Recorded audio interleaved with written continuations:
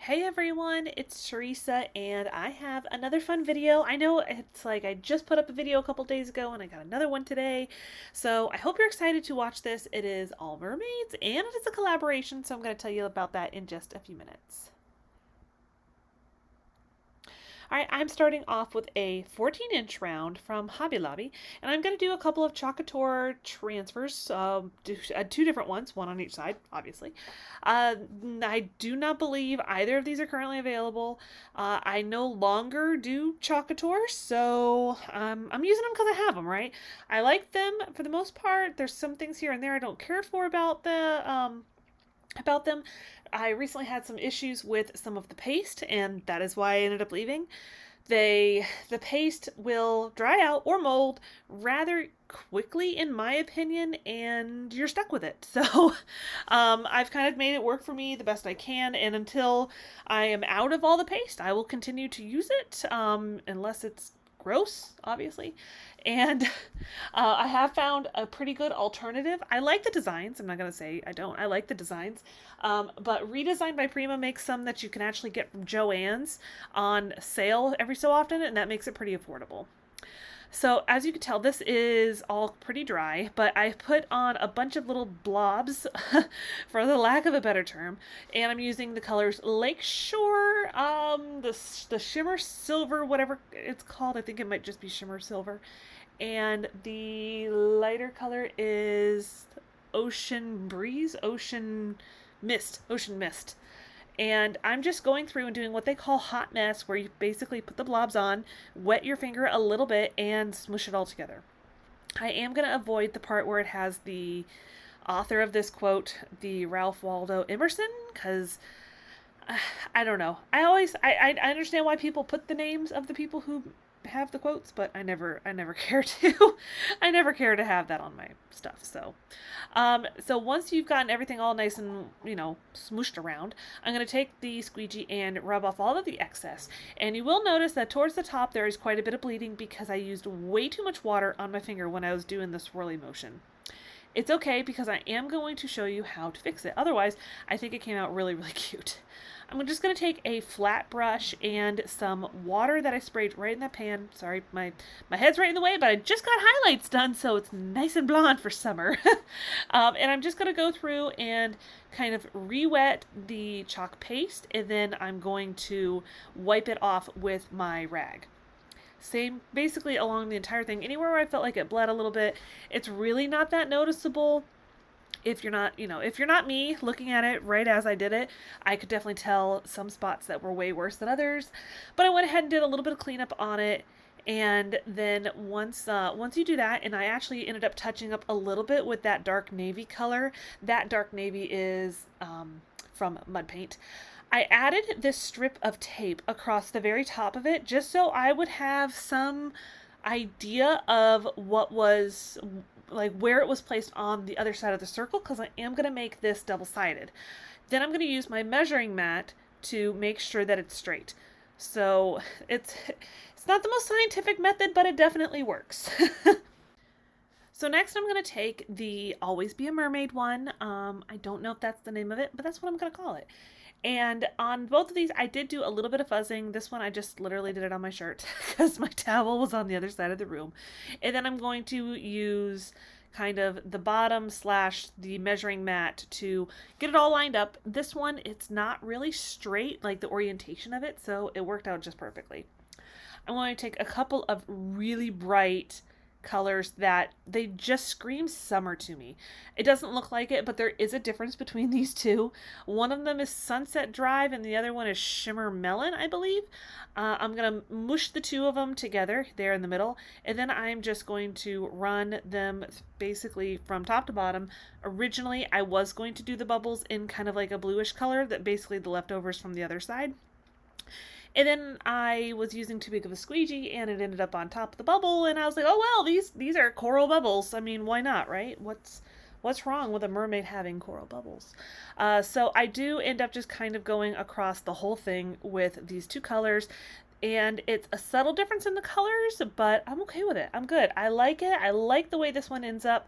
It's way out of my normal because I don't do a ton of color, but look how pretty that is. Like I said, the fin and the wording is a little more subtle, a little more shimmery, so it's just a little something different. Here's how that side turned out, and then I'll show you the other side, how that one ends up. I just did a really easy, just put holes up on the top with my drill and went about my business. I'll probably add a bow at some point. So today's video is in collaboration with Jackie from Crafting in Mimi's World, and it's all like mermaids and nautical and tons of fun things. And speaking of tons of fun things, if you guys like budget-friendly DIYs, definitely head over to Jackie's channel. She's got two different ones. This is the one that she's making a video for this same collab today, obviously. And then her other one is all hauls and things like that. So if you don't know who Jackie is, go check her out. I'll have her linked below, of course. Now I'm taking this IOD mold and I'm going to take some mica powder. These mica powders are a combination from a company called Eye Candy, and I believe the other one is Black Diamond. This is a much more like shimmery silver one, and I'm going to use a few different options here. What I'm about to do is I'm going to put some resin in them. Now, if you've been, following my channel for a while, over the past year or so, I have completely fallen in love with resin. Mostly ocean resin. Don't worry, you're gonna see one. But this one is one that is super user-friendly. It does not take a ton of time to develop like a knack for it. And I know I've had a lot of people tell me in the past that they're really intimidated by it, so I'm gonna kind of show basically how you do the resin when it comes to a mold. So I put some mica powder in. I decided I want to do a little bit of blue on some of them with the silver. I end up doing one in the upper left hand corner in kind of like this really pretty like corally orange. That one turned out the absolute best. If I had to do it over, I would have done them all with that color. It's okay though. I end up painting a lot of them, which you can do too. We'll talk about that in a minute though. I'm getting ahead of myself. So once you get all of your mica powder in, and again, this is an optional part, you do not have to do this, I'm going to take some resin. This one is from Alumilite, I believe is the name of the company, and I could be wrong. I'll have it listed down below for you if you want to check it out. And this one is called Slow 7. It's not really a slow curing one or anything like that. It's pretty fast when in relation to most casting resin. When you're putting it in a mold, you want a casting resin. It's super liquidy and it's not going to hold all of those air bubbles. So this is where you do you do equal parts of an A and a B. I will usually put the B part in first, and then I'll add in the A part. I'm doing 1 ounce of each, and it doesn't even end up being enough for my whole mold, but that's okay. I ended up, like I said, I wasn't 100% sure, and on the IOD molds, they even tell you how much it takes to fill them, but I didn't do the math. So who needs math right now? So as soon as you mix the A part, your timer essentially starts. So this is supposed to be 7 minutes from the time that A and B mix together or touch basically at all, and then you mix it up quickly, obviously, and now you're going to just pour it directly into your mold. If you over pour a little bit, it's not the end of the world, because when you demold it or when you take it out of the mold, that is going to still be pretty soft. It's going to be really easy to clean up. So don't even worry about it. As far as like your personal protective equipment, make sure you're wearing gloves, be in a really well ventilated area, or wear a respirator. It's a pretty important part of it, so make sure that you're being really careful.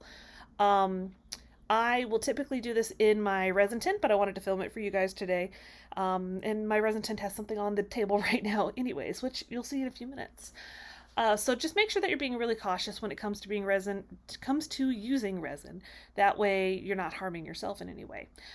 All right, so end of the PSA for the day. I had a little bit too much in one of them and not enough in the other, so I just kind of spooned it in there. So this is probably after about an hour and a half, 2 hours. The demold time on this one is, I believe, an hour. You could definitely get away with doing it before that, so if it's something you want to do, you can definitely get away with it. Now, it does have a little bit of flexibility in it at this point. It's not rock hard. You're not going to be able, you don't have to worry about not being able to move it around and form it to anything at this point. Now you'll notice, see, it's got a little bit of give, and I've got some pieces that have the like overflow. It's cool though. Watch, it's just super soft. You just bend it and pull it apart wherever you need to. If you have any problems, you can always take out your craft knife and kind of go around the edges. I've never had a problem with getting it to separate with any of the overflow. So you see that one is the one I did with the corally color. It turned out really pretty. The other ones I was kind of like, meh, it's okay, but they're not great. They're not what I really wanted, so I went ahead and just decided to paint them. They paint really easily. They paint really easily, very nicely. It's not a hard process. They're going to have the paint stick to them. It's easy as can be. If you do not want to paint them, like these ones obviously come out in a white. You could leave it white. You can do your waxes right on top of the resin. No paint necessary. If you want it to come out a color, you can mix the mica powder in with the resin when it's wet. You can do a more like opaque color in the actual mold, or you can even mix in acrylic paint into your resin. You don't need very much to make it a color, basically. So just keep that in mind, and there's ratios you have to maintain. If you really want like an in-depth video, let me know. I'm happy to go over it with whoever wants to see it. So I did some of the painting. I did some in like a blue, I did some in a gray, I did some in a coral. I kind of wanted like a little variety as far as colors. I'm going to move my paper so that I don't end up with all of that mica powder, the glittery one, end up everywhere. And I have this glass jar. I think I got it from Target like after Christmas last year, or maybe even the year before that. I went ahead and painted it. It's in this dark navy color from Mud Paint. And I'm going to just cover my resin pieces with some Star Bond adhesive glue, spray my accelerator, and kind of fix it to my glass, well, painted glass container. I ended up with a ton of glue on the glass jar. It's okay. I'm going to show you how I remedied this. I kind of figured I'd have a little bit over, but the first little seahorse that I attached kind of slipped a little bit because I didn't have anything on, both sides of my little glass jar. It's okay, right? Things happen for a reason. That's what I'm going to tell myself. I really end up liking the end product, so I hope you do too. I'll just show you in a minute how that ends up, what I end up doing to fix it. So I'm going to, of course, add all of them with the glue, with the accelerator, stick them on there, and kind of try to push them and mold them.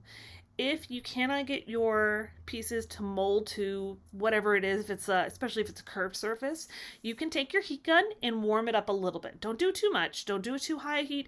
Just start to warm it up enough and then test it and see how easy it is to kind of bend a little bit. Not bend and break, but bend a little bit, and you'll be able to fix it to your curved surfaces without any problems. Done it before. It works like a charm.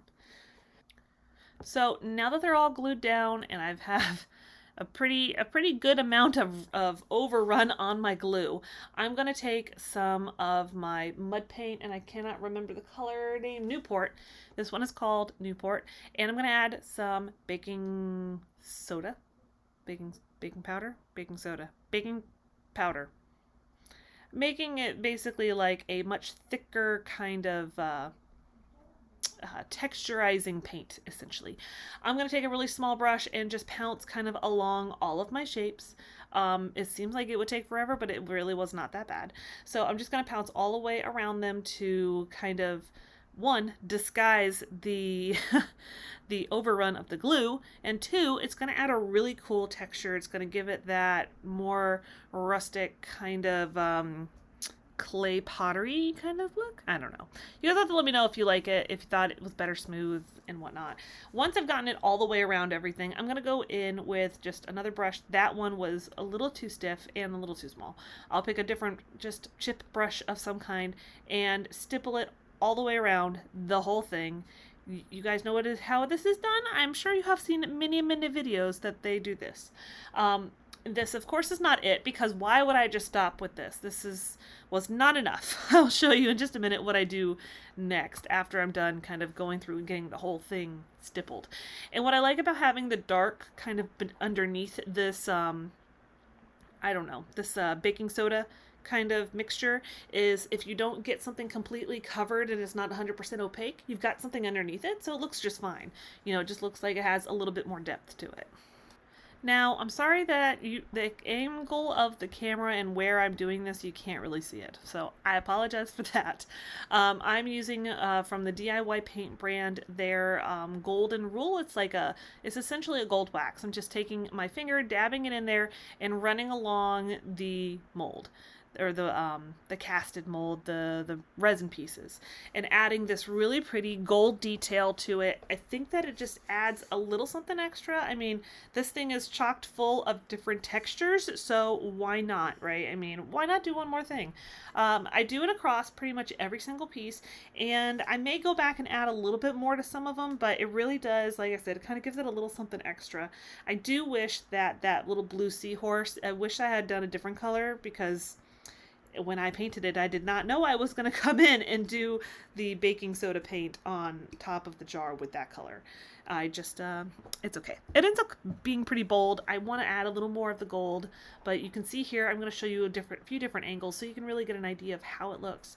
I'm going to throw in some fun florals, maybe try to get some cute kind of nautical themed pics, and that'll be perfect. On to our next one. Now, this one's going to be a resin piece. This is a mermaid. It's huge. It's like 38 inches long almost. I cut it up with my Cricut. If you want a further like detailed description of how to do that, let me know. Maybe we can make it just one video of how I take really large images and cut them up and use them on something really large. This piece of wood is 24 inches, I think, by 48 inches. So this mermaid is quite large. It's obviously the Little Mermaid, if you hadn't figured that out. At least it looks much like the Little Mermaid. I cut it out with my jigsaw. I didn't film it because trying to find ways to get around to all of the angles with a jigsaw and then trying to not trip over a tripod or get in the way of the camera, it's not fun, and it's probably not that safe. So I did not do that. I'm sorry if you were looking for that to be filmed. So this is how it ends up looking at first once I've added on my sand and my shells. I'm gonna keep the how I did my sand to myself. It's a little trade secret, I guess. I've got my resin. Now this one is a tabletop resin. It's a little different than the casting resin I used on the previous project. But I'm taking some clear, so I haven't mixed anything in it. This one is just the clear tabletop resin, and it's from Super Clear. It's been the most economically priced one I have found so far. That works well. A lot of times you can get less expensive ones, but they're yellow over time. This one I haven't experienced that with. So I'm going to run this line across into the actual beach part. So this is going to be where the wave is going to start. The wave is like the most fun part of this whole entire thing. Once I do that, I'm going to take my lighter colored blue. Now this is just that same clear resin that I've mixed, sort of similar to the previous project where it's one part A, one part B, you mix them, all of that. Except this one's a much, much thicker resin. That's why it's a tabletop resin. I'm going to do the lighter color, so this is kind of like the shallow part of the ocean, and I'll kind of go through, lay that all down where I want my shallows to be, and I'm going to add some kind of off up to the top part too, because I am going to do a lot of blending in the middle. I like to do a really well blended area for the most part. I think it looks really cool. Sometimes I'll do more, it's a little bit more stark, but it just kind of depends. This time I'm not doing that. Now I have this one that is a much darker one, and I actually mixed in a little bit of purple on this to give it a little bit of that bluish purple tone. It's not very strong. I kind of wish I had really gone for it with the purple, but I didn't want it to be like too out there. This is ending up actually, one of my coworkers said he wanted to buy it for his daughter, so I was like, well, okay. It's like his adult daughter. It's not even like a young child, it's just his adult daughter, so I didn't want it to be too out there. If it was something for like, a young kid, I think I could have totally gotten away with it being like full on purple.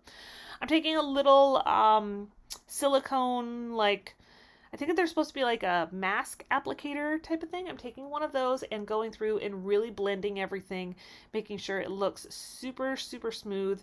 And I'll kind of take the edge of it too if I want to give it more of like that rougher wave look, or if it needs to get mixed together a little bit. This is just the top layer, so the next layer we'll kind of go through the whole thing all over again. Once I've gotten them nice and mixed in and I'm ready to put down my white, I'm going to start the whole process kind of like I did with the clear, except this is going in front of the clear.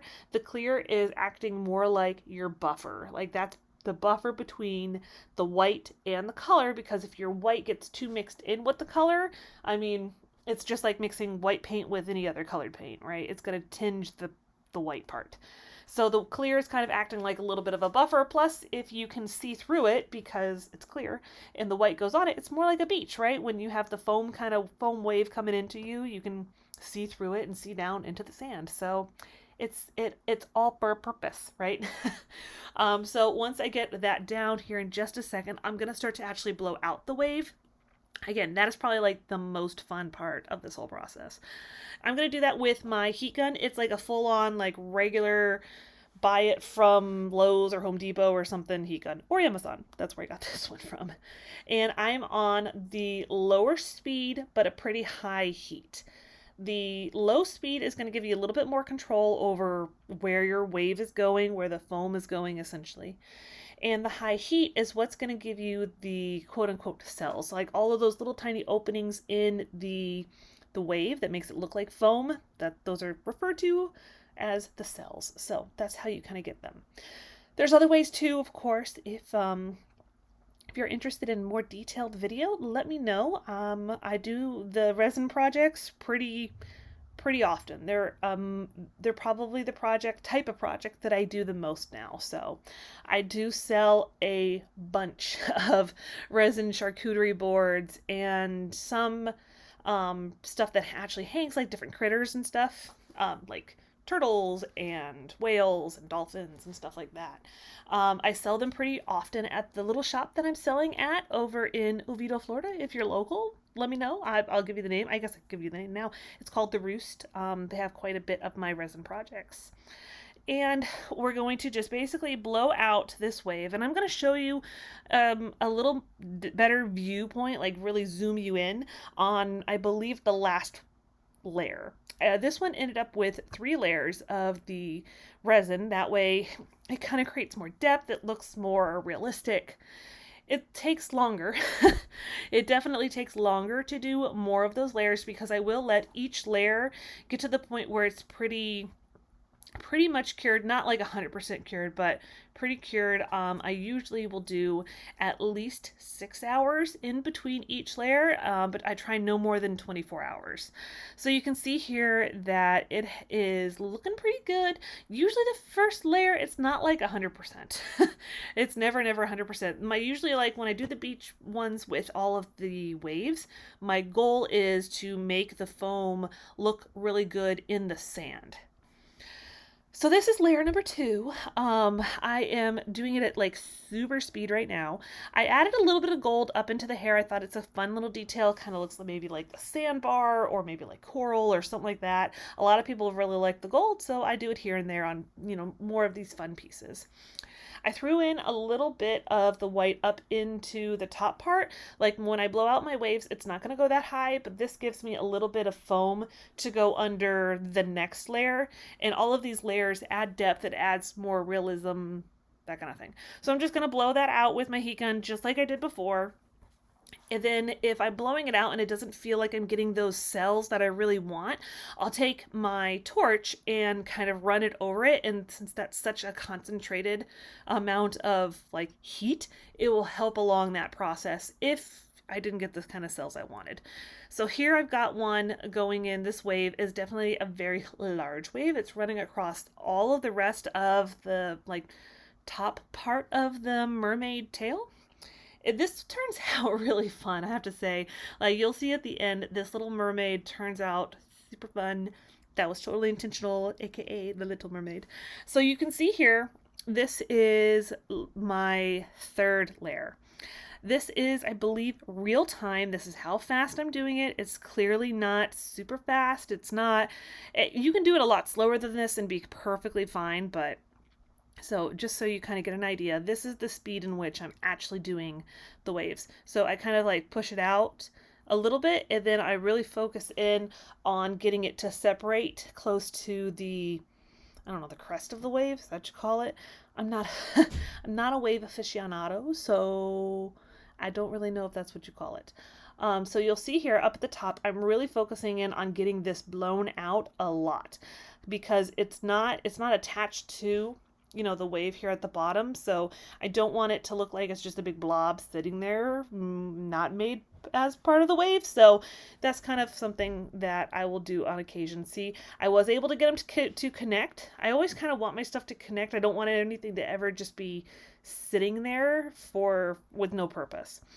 So I did speed it up here because, you know, I figured I'd give you the full idea of how slow you go on it or how fast you can sometimes go. And then that was my last one.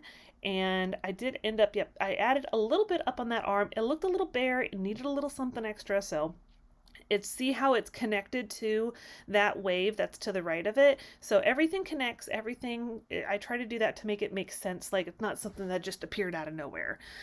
Then once, yep, see, I had to finish that little blob in the armpit. Nobody wants an armpit, a wave armpit. So you can see here, this is the third layer all finished up.